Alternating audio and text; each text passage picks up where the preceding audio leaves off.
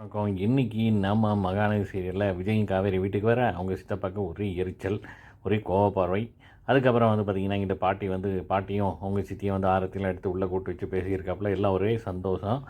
உடனே பாட்டி சித்திகிட்ட சொல்கிறாங்க, ரூமை ரெடி பண்ணி வைங்கி மறுபடியும் ஒரு வாட்டி க்ளீன் பண்ண சொல்லி அப்படின்னு சொல்லிட்டு. இங்கிட்ட நம்ம பாட்டிக்கு ரொம்ப சந்தோஷம். பார்த்தா நம்ம விஜய் நீ என்னை விட்டு போகாத, நீ வந்ததுனால தான் எனக்கு உடம்பு மறுபடியும் சரியாயிருக்கு அப்படின்ட்டு. இதெல்லாம் பார்க்குற நம்ம காவேரிக்கு ஒரே சந்தோஷம். காவேரி எந்திரிச்சு வரங்கிட்டு தாத்தா ரொம்ப தேங்க்ஸ்மா அப்படிங்கிறாப்புல. தாத்தா நான் தான் அவங்ககிட்ட சொன்னேன்ல, ப்ராமிஸ் பண்ணியிருக்கேன், கண்டிப்பாக விஜயை கூப்பிட்டு வரேன்னு சொன்னேன், செஞ்சுட்டேன் அப்படின்னு சொல்லிக்கிட்டு இருக்காப்புல. இந்த பக்கம் பார்த்தீங்கன்னா தாத்தாவும் பாட்டி எல்லோரும் மாடியில் பார்த்திங்கன்னா விஜய் காவேரியோடு பேசியிருக்காங்க. இனிமேல் வீட்டை விட்டு போகக்கூடாது, அது மாதிரி குழந்தைய சேஃபாக நல்லபடியாக இங்கே தான் பெற்றெடுக்கணும் அப்படிங்கிற மாதிரி சொல்லிகிட்டு இருக்காங்க. இந்த பசுபதி நினச்சா தான் எனக்கு கொஞ்சம் பயமாக இருக்குது அப்படிங்கிறாப்புல. அதெல்லாம் வரமாட்டான், பார்த்துக்கலாம் அப்படிங்கிற மாதிரி பேசுகிறாங்க. இந்த பக்கம் பார்த்திங்கன்னா மறுபடியும் தாத்தாவும் சித்தப்பாவும் பார்த்திங்கன்னா கம்பெனியோட கணக்கு வழக்கெல்லாம் பேசிகிட்டு இருக்கும்போது விஜய் வர்றாப்புல. உடனே அந்த சித்தப்பாவுக்கு பிடிக்காமல் எந்திரிச்சு போயிடுறாப்புல.